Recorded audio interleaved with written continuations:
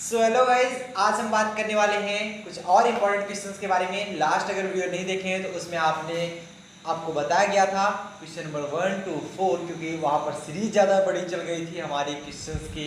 तो क्वेश्चंस काफ़ी लंबे थे, इसलिए वो उसमें सिर्फ 4 ही क्वेश्चन कवर कराए गए। आगे क्वेश्चन आज कवर कराए जाएंगे। चलिए शुरू करते हैं।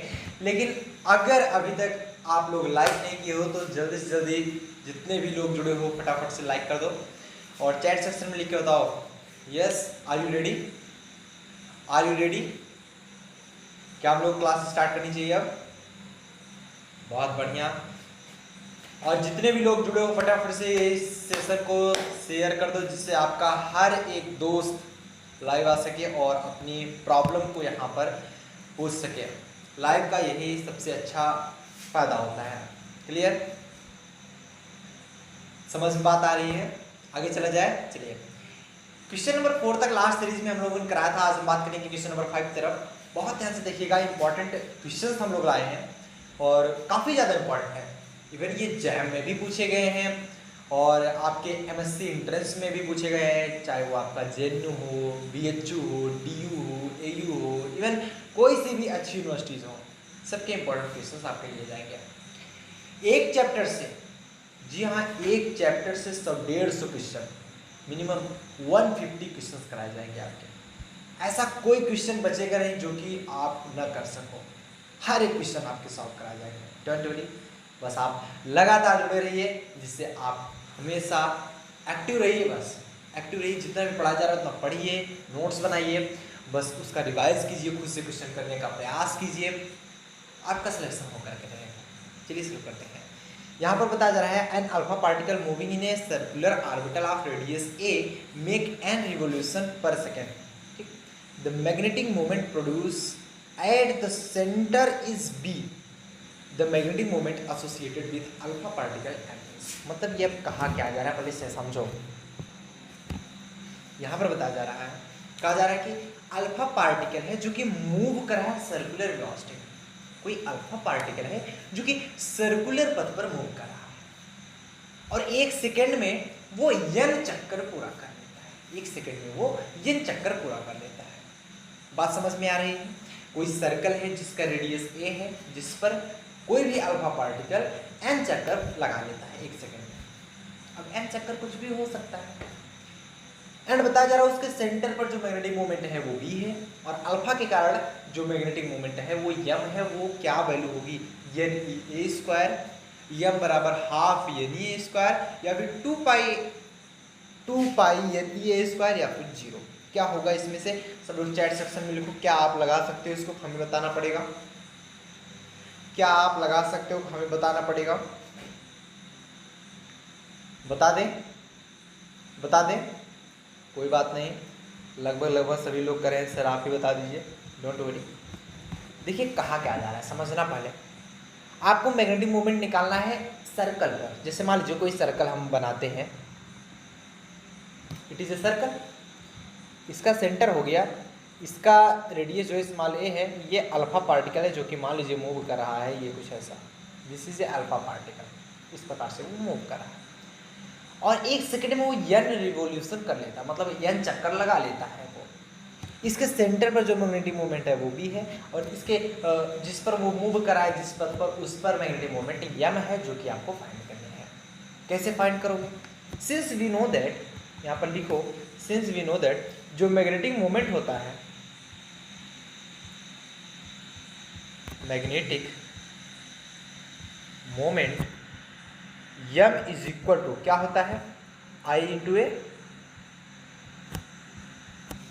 m equal to I into A, यही होता है। अब देखिएगा, बहुत ध्यान से समझिएगा, आपको एक एक पॉइंट समझ में आएगा। I इक्वल टू क्या होता है? I इक्वल टू क्या होता है? कौन बताएगा? I इक्वल टू क्या होता है? बताओ, जल्दी बताओ। 5th question, I equal to क्या होता है? कौन कौन बताएगा?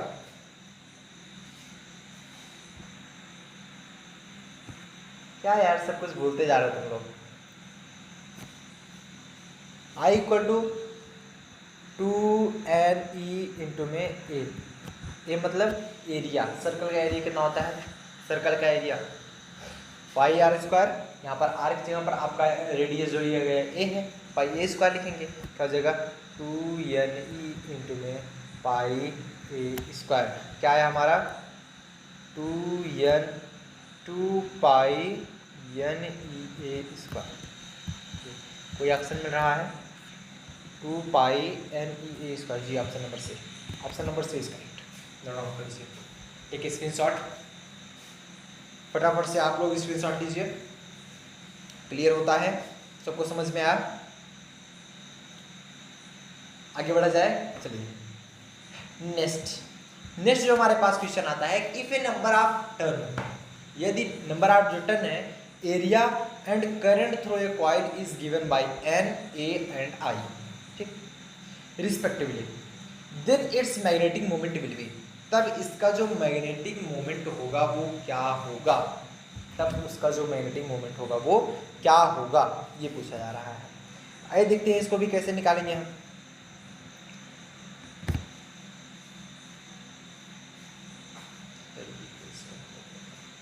क्यों जी फिफ्थ वाला ऑप्शन नहीं समझ में आया? वो हमने शॉर्ट कर दिया था थोड़ा सा। एक स्टूडेंट लिख रहा है सर ये फिफ्थ वाला नहीं समझ में आया, आई इक्वल टू 2ne कैसे हो गया। बात तो सही है, हमने शॉर्ट करके डायरेक्ट बता दिया था। कोई नहीं आपको फिर से बता दिया जाएगा, डोंट वरी। क्या फिर से बता दिया जाए? चलो क्वेश्चन नंबर 5 एक बार फिर से बता दिया जाए, थोड़ा और डिटेलिंग में चल के थोड़ा और डिटेलिंग में हम चलेंगे, फिर उसके बाद हम लोग चर्चा करेंगे। नाउ हम जानते हैं क्वेश्चन नंबर 5 में यही नहीं समझ में आया ना, बाकी तो समझ में आ गया था कि I बराबर 2ne कैसे हुआ, यही नहीं समझ में आया था ना, बस बाकी समझ में आया। सिंस वी नो दैट, दो ऑप्शन हम जानते हैं, एक तो जो मैग्नेटिक मोमेंट B है ये क्या होता है mu naught I upon 2a, ये होता है mu naught I upon 2a, ये ऑप्शन आप लोग जानते हो। अब हमें I की वैल्यू चाहिए थी, I की वैल्यू अगर हमें याद हो जाए हम यहाँ पर वैल्यू पुट कर सकते हैं।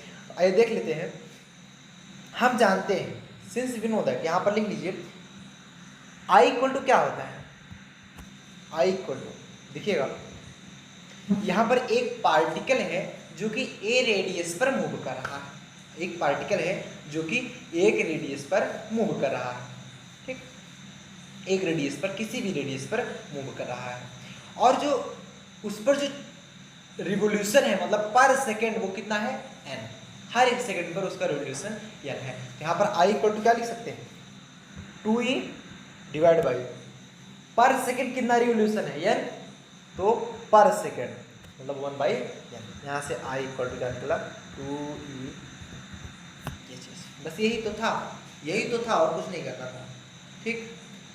क्या आपको अब समझ में आया? क्लियर है? क्वेश्चन नंबर 6 में देखेंगे, आपको नंबर ऑफ टर्न्स दिए गए, नंबर ऑफ टर्न दिए गए, यहां पर देखो number of turns equal to n है, ठीक। एरिया जो है, एरिया आपका कैपिटल A है, करंट आपका I है, इतना सब चीज आपको दे दिया गया।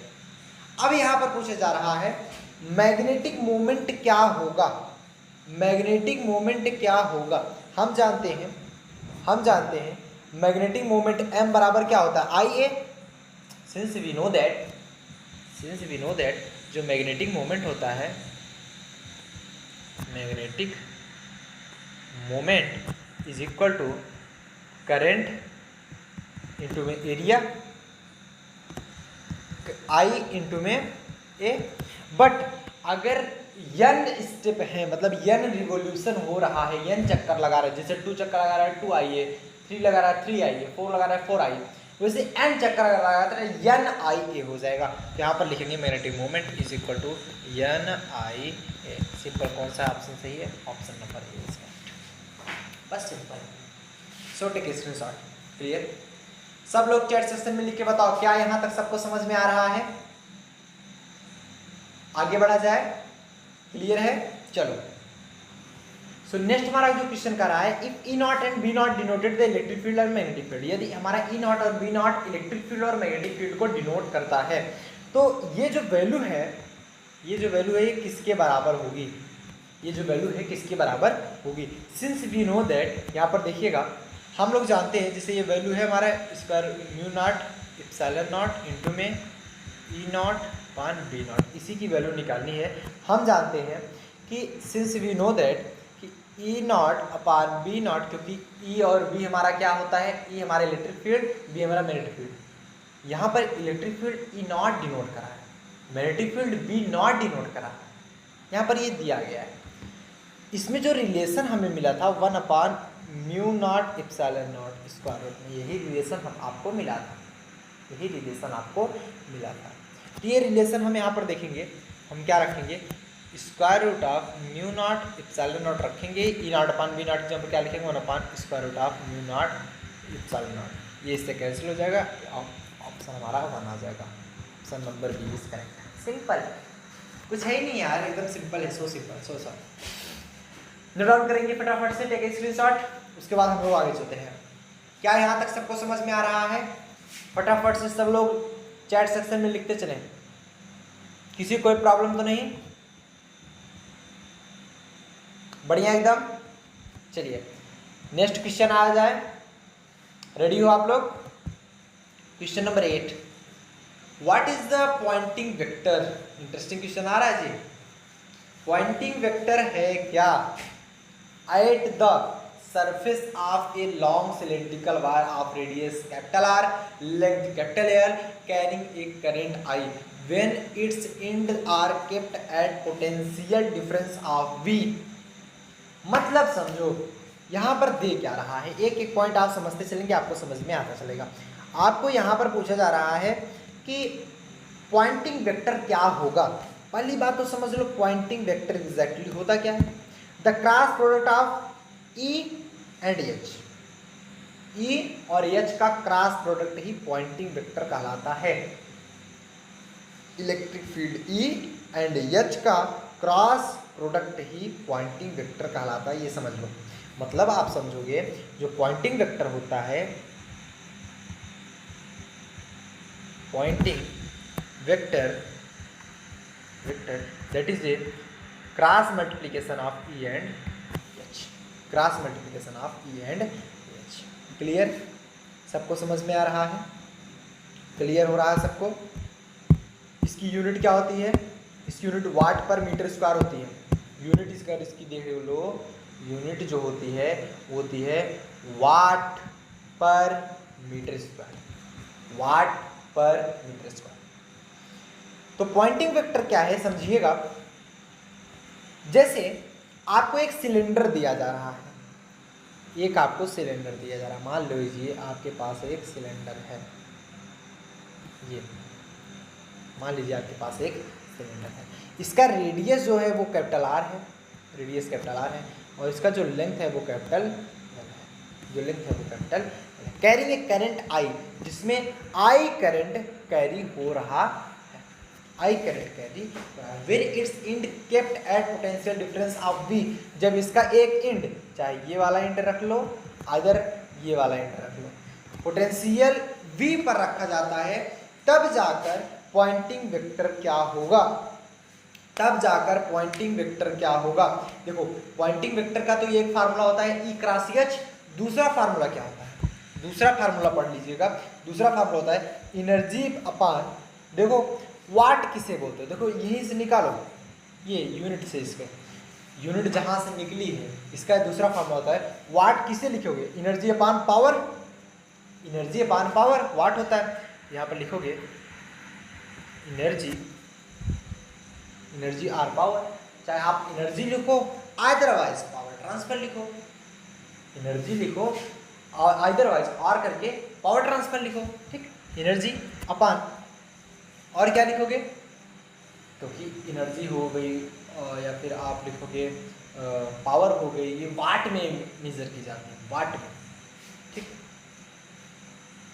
And divide by metre square है तो एरिया, मीटर स्क्वायर है तो E बराबर क्या होता है IV, या P लिख लो, वहाँ पर पावर लिख लो, एनर्जी अगर समझ में आए, या फिर आप पावर ट्रांसफर लिख लो, पावर कितना ट्रांसफर हो रहा है, पावर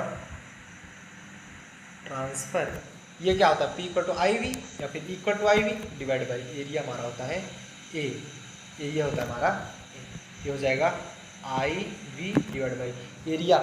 एरिया किसका निकालना है बताओ, एरिया किसका निकालना है। देखो एरिया जो होता है किसी भी एक सिलेंडर का, जो कि कर्व सरफेस सिलेंडर का एरिया अगर निकालें 2 पाई आर एल होता है। कर्व सिलेंडर का निकालें 2 पाई आर एल, ये देखो इस कर्व का एरिया ये इतना,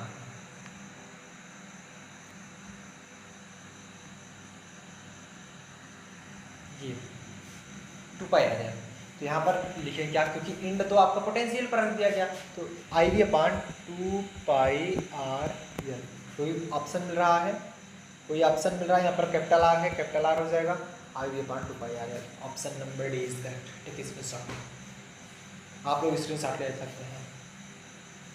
क्लियर सबको?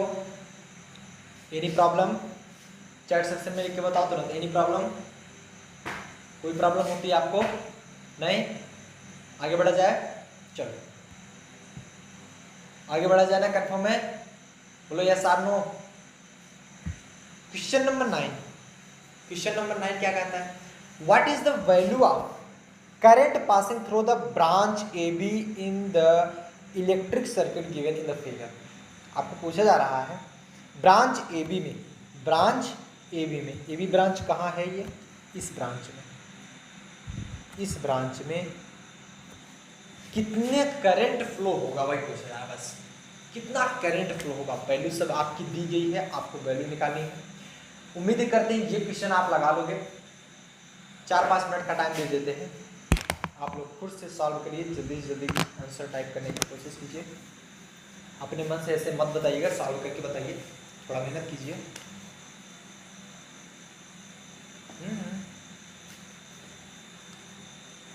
सॉल्व करते रहो, लगे रहो फटाफट। क्लियर सबको? सॉल्व करते रहिए, इतनी आसानी से नहीं सॉल्व होगा कि ऐसे देखते ही सॉल्व कर लोगे।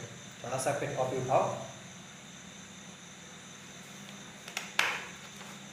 क्वेश्चन दिया गया फटाफट से सॉल्व करो। आपके पास है 3 मिनट 4 मिनट, सॉल्व करो।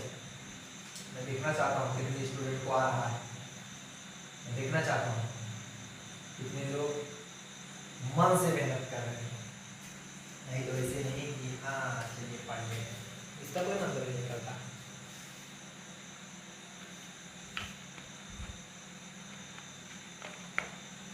क्लियर है सबको? फटाफट से आंसर दो।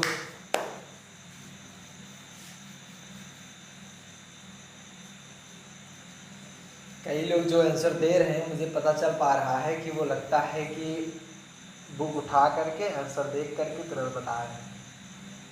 क्यों? होशियार ज़्यादा होगा, ज़्यादा होशियार है ना। चलो कोई नहीं, कितना भी अगर आप मेहनत कर रहे हो, खुद से मेहनत करके लिखो, बहुत बढ़िया। जी जी बिल्कुल। कुछ लोग ऑप्शन सी बता रहे हैं, ऑप्शन सी, ऑप्शन ए कौन सा सही होगा? और चलो देख लेते हैं। जब इस प्रकार के आपके पास क्वेश्चन दिए हैं, जिस प्रकार से इसमें क्वेश्चन दिया गया है, इस प्रकार के आपके पास क्वेश्चन है, पहले क्या सॉल्व करेंगे? देखो हम लगाएंगे किरचॉफ सेकंड लॉ, जिसे आप किरचॉफ वोल्टेज लॉ भी बोलते हो।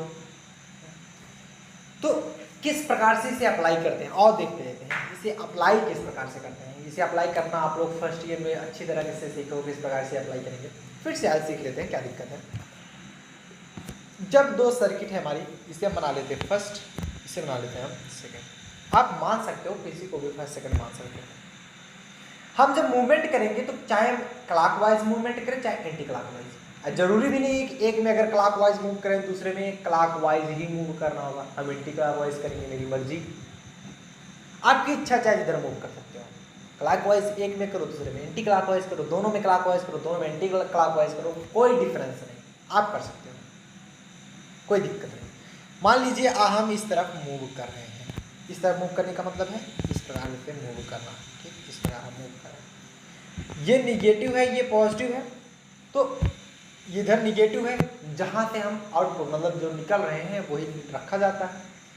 तो हम रखेंगे इन फर्स्ट केस के लिए हम चर्चा कर रहे हैं।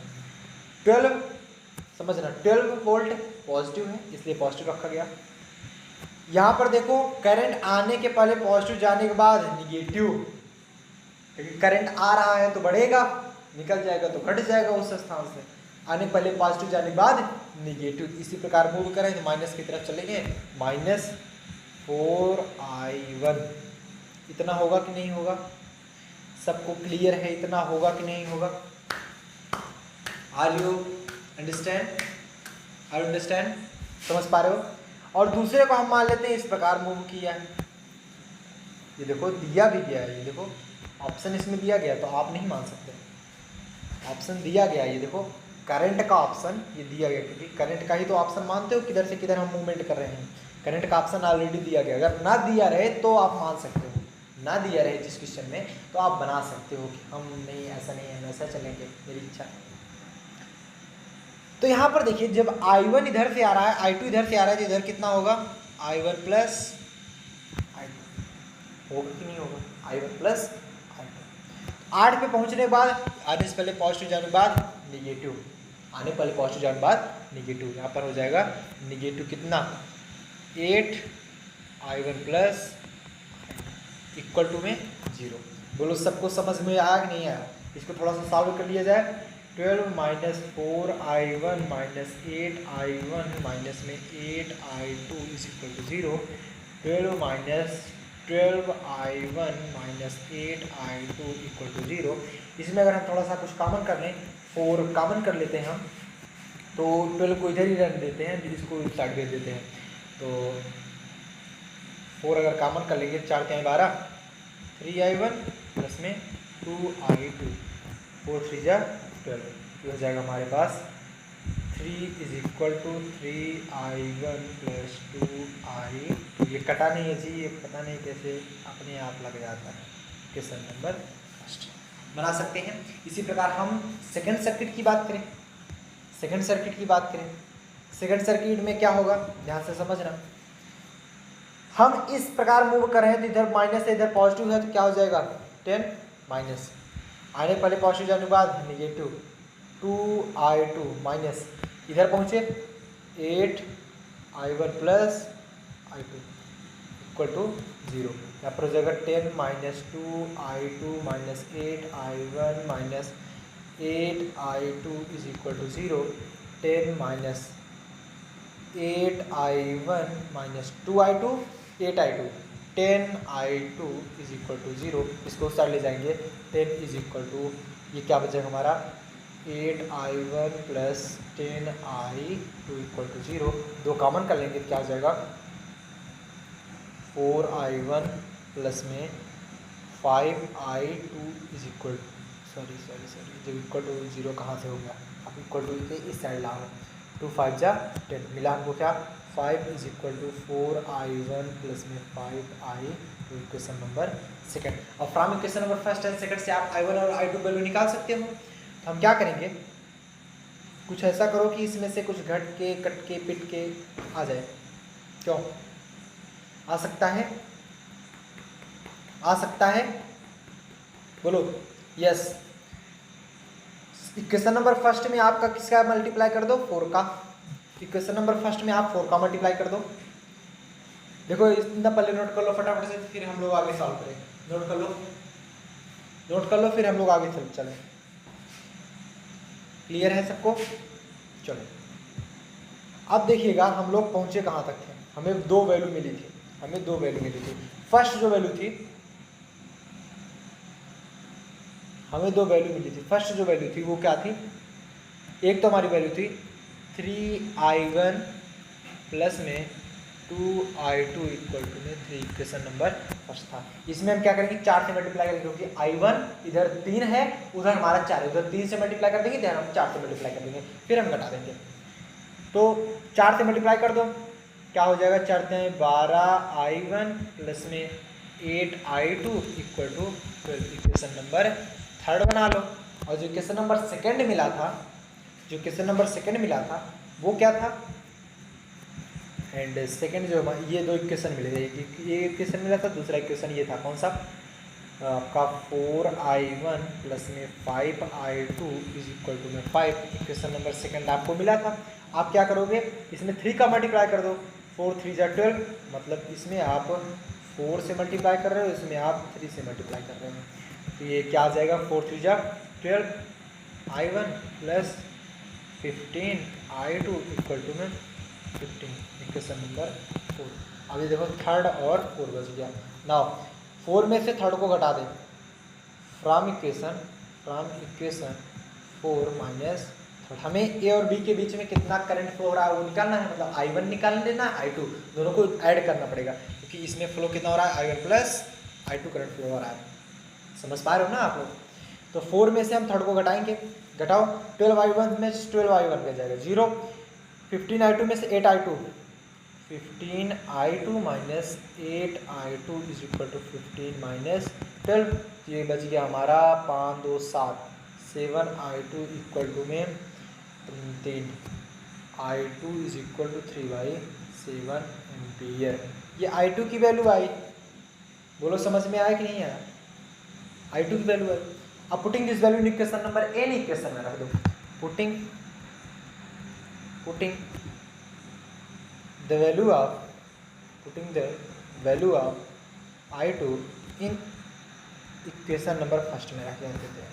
i2 value equation number first में रखेंगे, 3i1 प्लस में 2 इंटू 3/7 हो जाएगा, इक्वल टू में 3 बचेगा हमारा, तो ये 3i1, 3 कॉमन कर लो ना यार, 3 कॉमन कर लेंगे, i1 प्लस में 2/7 इक्वल टू में 3 से 3 हमारा कैंसिल हो जाएगा, 3 से 3 हमारा कैंसिल हो जाएगा ना। जब 3 से 3 कैंसिल होगा तो मिलेगा हमको क्या, i1 इज इक्वल टू -2/7, ये हमारा i1 की वैल्यू आ गई। क्लियर, i1 की भी वैल्यू मिल गई और हमारी i2 की भी वैल्यू मिल गई। क्या आप समझ पा रहे हो, क्या क्लियर हो रहा है? क्यों, एक पॉइंट और गलत हो गया, ये देखो एक पॉइंट गलत हो रहा है, ये जो 2/7 है उधर तो 1 ही बचा था, ये 1 बचा ना, 1 माइनस 2.7 होगा, ये 1 माइनस 2.7, ये i1 की जो वैल्यू आएगी 7 माइनस 2 मतलब 5/7, ये i1 की वैल्यू है। जो टोटल हमारी वैल्यू होगी वो i1 प्लस i2 के बराबर होगी। i1 की वैल्यू हमारी कितनी है, 3/7 प्लस i2 की वैल्यू मतलब 5/i1 की वैल्यू 5/7 है ना, 5/7 प्लस 3/7, तो 5 3 8/7, ये option number A is correct. Clear सबको, किसी को कोई प्रॉब्लम बताते चलना, अगर कोई भी प्रॉब्लम हो बीच में तुरंत बता देना कि प्रॉब्लम है, सब लोग चैट सेक्शन में लिखे, कोई प्रॉब्लम हो तो तुरंत बताइएगा, हम लोग उस पर और डिस्कशन करेंगे। अभी तो यार प्रॉब्लम नहीं होनी चाहिए, नहीं है, आगे चला जाए, चलिए। Question number 10, practical unit of self inductance is called, जो प्रैक्टिकल यूनिट है सेल्फ इंडक्टेंस की वो कहलाती है वोल्ट, हेनरी, ओम या फिर कास। हाँ बात यह आई। अब इसका आंसर दो सब लोग। Practical unit of self inductance, self inductance की यूनिट क्या होती है, सेल्फ इंडक्टेंस की यूनिट क्या होती है, हम सभी जानते हैं जी, बिल्कुल। देखिए मजा तभी आता है पढ़ाने में जब स्टूडेंट एक्टिव रहते हैं और उन्हें आता भी रहता है ना। जिसे आप लोग इसको बता रहे हो हेनरी, दैट्स राइट, ये हेनरी ही होता है। सेल्फ इंडक्टेंस की जो वैल्यू होती है, मतलब यूनिट होती है, वो हेनरी ही होती है। सेल्फ इंडक्टेंस की जो यूनिट होती है वो हेनरी ही होती है, हेनरी में ही मेजर करते हैं। क्लियर है। क्वेश्चन नंबर नेक्स्ट 11, यहाँ पर थोड़ा सा ध्यान से समझिएगा, इसको सॉल्व करना पड़ेगा और सॉल्व आप लोग ही करोगे। तो यहाँ पर दिया जा रहा है 2 लार्ज पैरेलल प्लेट, 2 लार्ज लंबी लंबी पैरेलल प्लेटें हैं, separated by A distance of 3 mm, जो कि 3 mm दूरी पर है। 3 mm मतलब बहुत पतला होता है ना, 3 mm की दूरी पर है। Have a capacitance of 10 पिकोफैरड। एक पिकोफैरड में कितने माइक्रोफैरड, ओ सॉरी, एक पिकोफैरड में कितने फैरड, एक माइक्रोफैरड को एक पिकोफैरड बोलते हैं। पिकोफैरड में 10⁻12 फैरड होते हैं। क्लियर, 10⁻12 फैरड होते हैं। क्या आप समझ पा रहे हो? क्या आप समझ पा रहे हो? And charge to a potential of 12 volt, और जो चार्ज हो रहा है ये पोटेंशियल कितना है 12 वोल्ट है by a battery. The plate are disconnected from the battery, अगर प्लेट को डिस्कनेक्ट कर दिया जाता है बैटरी से, and pulled apart to 5 mm और 5 mm की दूरी पर रख दिया जाता है, potential difference between the plate is, प्लेटों के बीच का पोटेंशियल डिफरेंस क्या होगा? मतलब इसके कहने का मतलब है कि दो लंबी लंबी प्लेटें हैं जो कि 3 mm की दूरी पर रखी गई हैं, अगर, और जो कि कैपेसिटर उनके पास कितना कैपेसिटेंस है, धारिता कितनी है 10 पिकोफैराड है, और वो 12 वोल्ट की बैटरी से चार्ज की जा रही है, और अगर वो बैटरी हटा दी जाए और वो 5 mm की डिस्टेंस पर रख दिया जाए तो क्या होगा? पोटेंशियल डिफरेंस वो निकालना है आपको। आइए देखते हैं किस प्रकार से इसको सॉल्व करते हैं। सबसे पहले समझो, पहले आपके पास दो प्लेटें हैं, आपके पास दो प्लेटें हैं जो कि 3 mm के डिस्टेंस पर पुट हैं, जो कि 3 mm के डिस्टेंस पर रखी गई है ना। अब देखते हैं, जब 3 mm के डिस्टेंस पर रखी गई है, हम जानते हैं चार्ज पहले निकालेंगे, सॉल्यूशन देखेंगे। चार्ज, क्योंकि Q बराबर क्या होता है C/V, सॉरी CV, Q बराबर क्या होता है CV, charge equal to CV। आप पढ़े हो कहाँ? कैपेसिटर में, आप पढ़े हो कैपेसिटर में, इसमें भी है टॉपिक कैपेसिटर, देखिए पूरा टॉपिक है इसमें। Q बराबर CV, यहाँ से आप वोल्ट की वैल्यू निकाल सकते हो, V बराबर Q/C निकाल सकते नहीं। एट कांस्टेंट Q, जब हमारा Q कांस्टेंट होगा, एट कांस्टेंट Q, जब हमारा Q कांस्टेंट होगा तो हमारा क्या होगा? V is proportional to 1/C।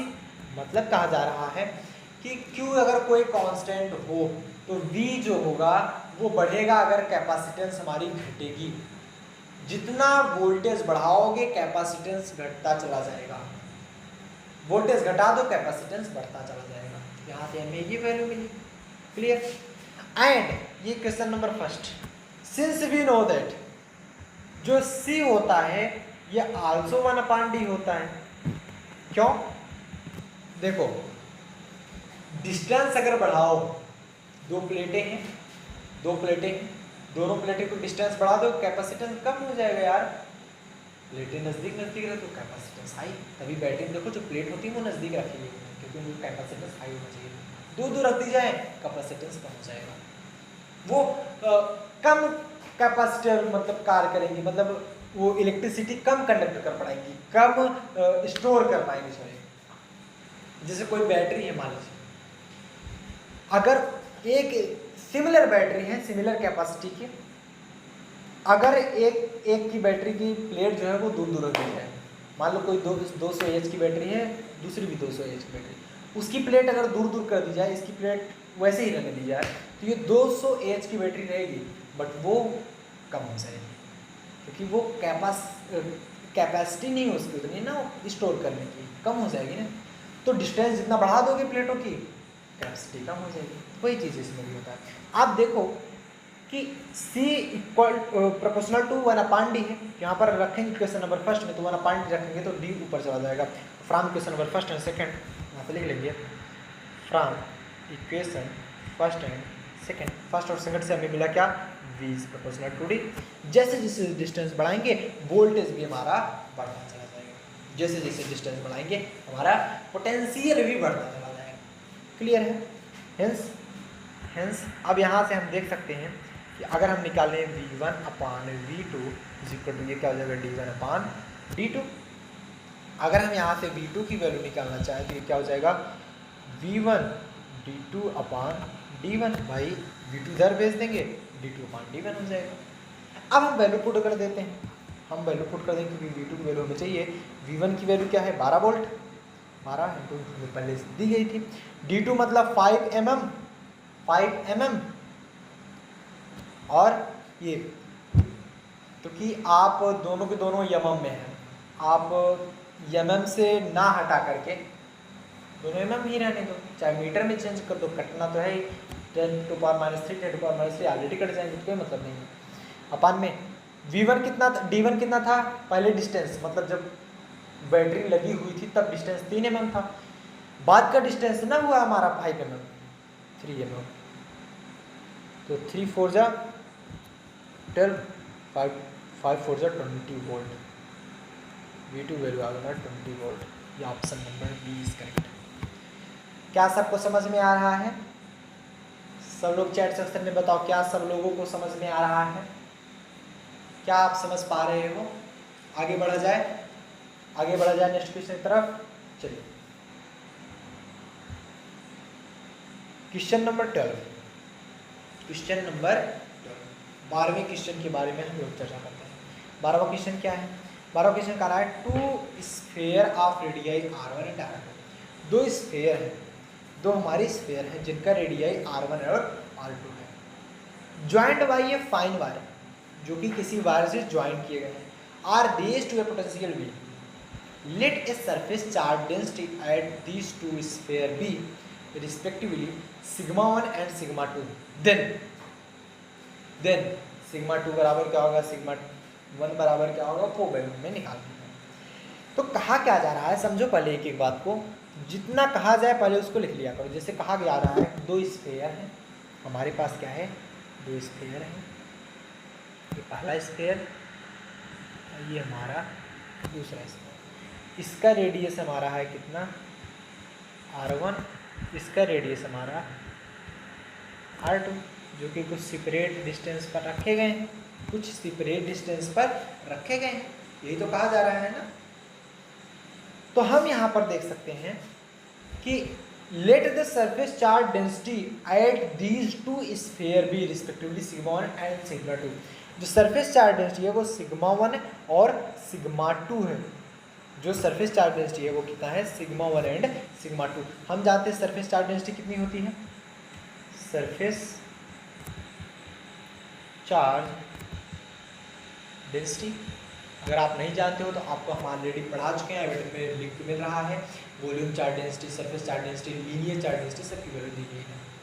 Surface charge density बराबर क्या होता है, सिग्मा, सिग्मा बराबर क्या करते हो आप लोग, charge per unit area, charge per unit area. मैं फिर से आपको याद दिला दूं, चार्ज पर यूनिट लेंथ होगा तो linear charge density, charge per unit area होगा surface charge density, charge per unit volume होगा तो वॉल्यूम चार्ज डेंसिटी ही होती है, चार्ज पर यूनिट एरिया।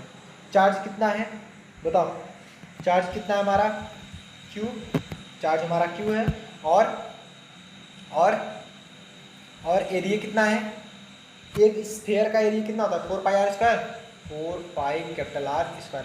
अब हालांकि बात अलग होगी, सिग्मा 1 के लिए Q1 होगा, R1 होगा, वो चीज़ें अलग की बात है। हम एक नॉर्मल सी सरफेस चार्ज डेंसिटी निकालने की कोशिश करें तो आपको Q की वैल्यू क्या मिल जाएगी, सिग्मा इंटू में 4πR², ये वैल्यू मिलेगी हमें Q की, ये वैल्यू में मिलेगी Q की। और हम लोग जानते हैं, हम सभी जानते हैं कि C बराबर क्या होता है, Q/V। Q की वैल्यू यहाँ पर रख दो, sigma 4πR² divide by V, मतलब वॉल्यूम होता है। वॉल्यूम कितना होगा, सॉरी वॉल्यूम नहीं है, दिस इज पोटेंशियल, यही याद रखने की चीज़ें हैं, दिस इज पोटेंशियल। वॉल्यूम रख देते तो गलत हो जाता, तुरंत एक स्फीयर का वॉल्यूम रख दिया जाता है एंड वैल्यू आपकी गलत आ जाती है। This is potential, potential value क्या होती है, 1/4πε0 इंटू में Q/R, बीच का डिस्टेंस कैपिटल R, यही रखा जाता है, ठीक। ये हमारा पोटेंशियल हुआ। अब अगर हम देखें, एक तो हमारा क्या कैंसिल होगा,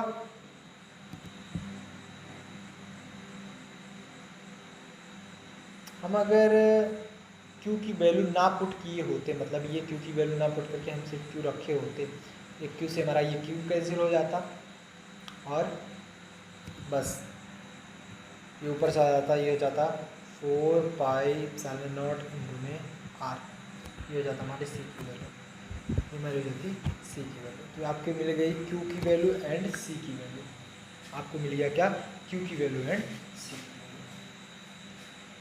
अब देखेंगे, हम जानते हैं क्या होता है फॉर सेम पोटेंशियल के लिए, सेम पोटेंशियल के लिए देखो, since we know that Q बराबर CV, Q बराबर CV, अगर हमारा पोटेंशियल समान है, पोटेंशियल समान है, जब पोटेंशियल समान होगा पोटेंशियल कांस्टेंट रखेंगे, Q is proportional to C, Q is proportional to C, या फिर Q by C is equal to constant. तो आप इसको लिख सकते हो इस प्रकार से कि Q1 upon C1 equal to Q2 upon C2। लिख सकते हो नहीं लिख सकते जब Q upon C equal to constant है।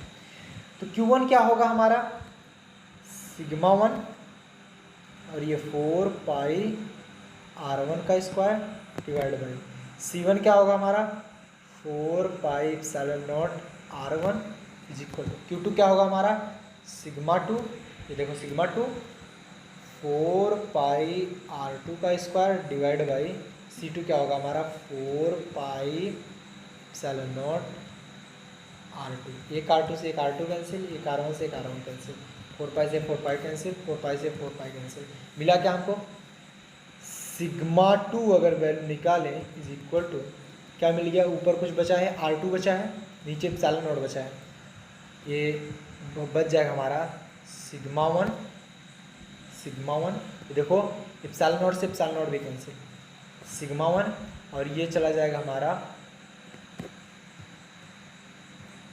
R1 divide by R2, sigma 2 की value R1 divide by R2। Option number कौन सा सही है, ये option number A is correct, option number A is correct. Note करेंगे ये सब चीज़ें इंपॉर्टेंट होती हैं, आपको समझनी चाहिए। अगर आप नहीं समझ पाते हो तो दिक्कत करते हैं। यही सब छोटी छोटी बातें हैं जो आप अगर समझोगे तभी आप क्वालिफाई कर पाओगे। बातें क्लियर हो रही हैं, सबको समझ में आ रहा है, आगे बढ़ा जाए। सब लोग लिखो चैट सेक्शन में यस सर, यस भैया, आगे बढ़ा जाए, फिर भी हम लोग आगे चलेंगे। क्लियर है सबको, अंडरस्टैंड? चले आगे। Question number next, which one of the following pair is correctly matched. कौन सा फॉलोइंग पेयर करेक्टली मैच्ड करता है। First, diamagnetism susceptibility is positive, diamagnetic की ससेप्टिबिलिटी पॉजिटिव होती है। Paramagnetism susceptibility decreases with increase temperature, और फेरोमैग्नेटिक ससेप्टिबिलिटी इज 0 और anti ferromagnetic susceptibility is infinite. कौन सा होगा? Option number A, B, C, D कौन सा सही होगा? लिखो फटाफट से, कौन सा सही होगा? यहाँ पर स्टूडेंट कंफ्यूज हैं। ऑप्शन नंबर कोई ए लिख रहा है, कोई सी लिख रहा है, कोई बी भी लिख रहा है। समझो, डायमैग्नेटिक ससेप्टिबिलिटी इज पॉजिटिव। देखो कौन सा करेक्ट मैच हो रहा है, देखो डायमैग्नेटिक क्या ससेप्टिबिलिटी पॉजिटिव ही होती है। Paramagnetic susceptibility decrease with increase temperature, ये बात सही है, ये बात सही है। पैरामैग्नेटिक जो होता है, पैरामैग्नेटिक जो होता है, जस्ट अ मिनट, ये पैरामैग्नेटिक जो होता है वो ससेप्टिबिलिटी डिक्रीज होने के साथ साथ टेम्परेचर इंक्रीज होता है, या टेम्परेचर जैसे जैसे बढ़ाओगे ससेप्टिबिलिटी उसकी घटती जाती है। मतलब पैरामैग्नेटिक के लिए, पैरामैग्नेटिक सब्सटेंस के लिए अगर आप निकालो तो टेम्परेचर जो होता है that is inversely proportional to the susceptibility.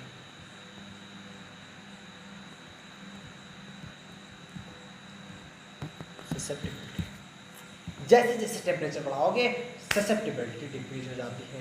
तो ये ऑप्शन हमारा सही होगा। क्या सबको समझ में आ रहा है? क्या आप लोग समझ पा रहे हो? क्लियर है? आगे बढ़ा जाए।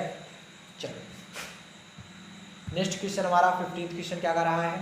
Current in a coil of 1.5 henry, 1.5 henry कोई कॉइल है जिसमें जो करंट है 1.5 henry increases as I is equal to 4 sin 2t। ये वैल्यू दी जा रही है 4 sin 2t। Clear? During the time current change from 0 to 4 ampere, then amount of energy spent will be। amount of energy कितनी spend होगी? amount of energy spent will be। देखो self inductance की value देखो, जब Henry में दिया जा रहा है सेल्फ इंडक्टेंस की वैल्यू दी जा रही है, तो यहाँ पर लिखो वैल्यू जो आपको मिल रही है सेल्फ इंडक्टेंस, सेल्फ इंडक्टेंस जिसे आप यल से रिप्रेजेंट करते हो 1.5 ये जो दिया जा रहा है। आई की वैल्यू ऑलरेडी आपको दिया जा रहा है, आई की वैल्यू कितना है 0 to 4 एम्पियर, 0 to 4 एम्पियर, मतलब पहले 0 था, 0 से बढ़ के 4 एम्पियर तक पहुंच गया। तो यहाँ पर आई की वैल्यू 4 एम्पियर आप लोग रखोगे, 4 एम्पियर रखोगे। तो आपको वैल्यू किसकी पूछी जा रही है, amount of energy spend will be, इससे कोई मतलब ही यहाँ पर नहीं निकलेगा। हम यहाँ पर बता रहे हैं कैसे नहीं निकलेगा, ऑप्शन ही नहीं आएगा तो निकालोगे कहाँ से। हम जाते हैं एनर्जी जो स्पेंड होती है, एनर्जी स्पेंड, हम लोग सोचते हैं जितना छोटा सा छोटा फार्मूला डायरेक्ट यूज कर सकें, क्योंकि हमें क्वेश्चन फटाफट से करना होता है।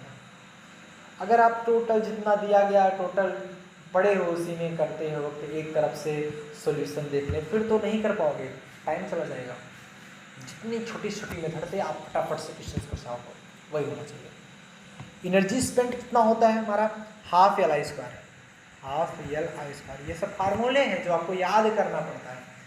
एनर्जी स्पेंड अगर निकालना हो, सेल्फ इंडक्टेंस दिया गया हो, आपकी आई की वैल्यू दी गई हो, half L I square direct निकल जाएगा। क्या हो गया हमारा, हाफ ऑफ एल की वैल्यू 1.5 हेनरी, आई की वैल्यू 4 का होल स्क्वायर हो जाएगा 1/2 इंटू 1.5 इंटू 4 4 जा 16, 2 8 जा 16 हो जाएगा। और ये हो जाएगा हमारा कितना 15 8 120 यार 12.2 एनर्जी स्पेंड, एनर्जी स्पेंड ये इतना कितना जूल एनर्जी है तो जूल में, तो 12 जूल कितना हुआ, option B is correct, option B is correct.